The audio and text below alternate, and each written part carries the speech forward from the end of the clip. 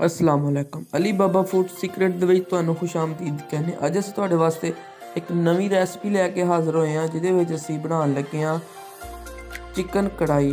ਚਲੋ ਆਓ ਦੇਖਦੇ ਹਾਂ ਇਹ ਕਿਸ ਤਰ੍ਹਾਂ ਬਣਾਈ ਜਾਂਦੀ ਹੈ ਤੇ ਇਹਨੂੰ ਬਣਾਉਣ ਵਾਸਤੇ ਕਿਹੜੀ ਕਿਹੜੀ ਚੀਜ਼ ਦੀ ਜ਼ਰੂਰਤ ਪੈਂਦੀ ਹੈ। ਸਭ ਤੋਂ ਪਹਿਲੇ ਕੜਾਈ ਦੇ ਵਿੱਚ ਅਸੀਂ ਘਿਓ ਪਾ ਲਾਂਗੇ। ਘਿਓ ਨੂੰ ਗਰਮ ਹੋਣ ਦਾਂਗੇ ਅੱਛੀ ਤਰ੍ਹਾਂ।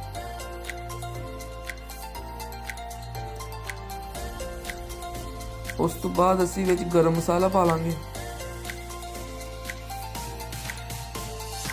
जीरा ते धनिया पाउडर।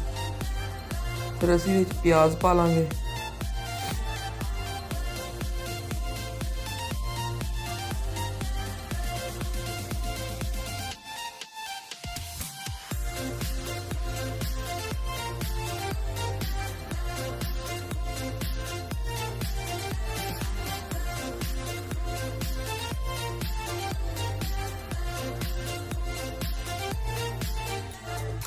जिस टाइम साढ़े प्याज अच्छी तरह ब्राउन हो जाए यानी गल जाएंगे, उस तो बाद असी अदरक लहसुन पेस्ट पावांगे।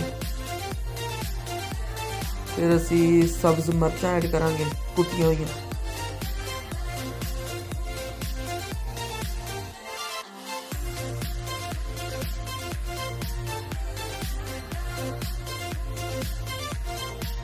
फिर असी अपना जिहड़ा साडा आधा किलो चिकन है वो ऐड कर लांगे।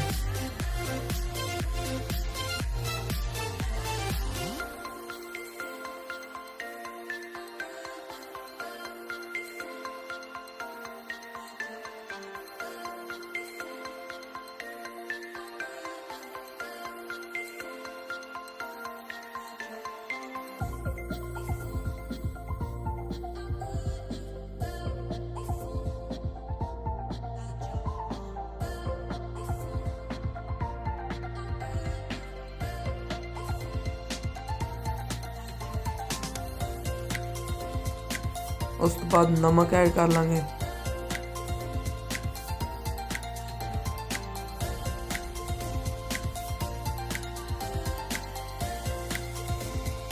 फिर असी टमाटर ऐड कर लांगे।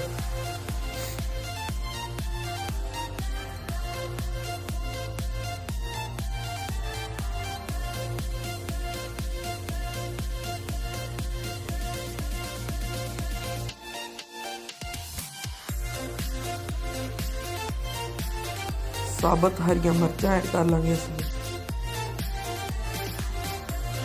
फिर उस तो बाद दही वो ऐड कर लांगे।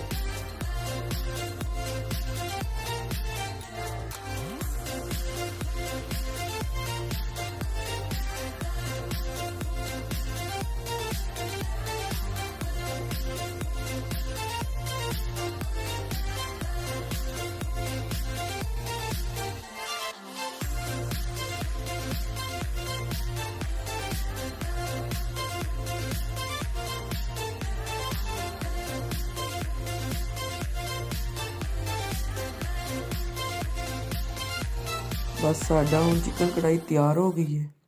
ये दी फाइनल लुक है। अगर तुहानू साडी वीडियो अच्छी लगे साडे चैनल नू सबसक्राइब लाजमी कर दिओ ते लाइक भी कर दिओ।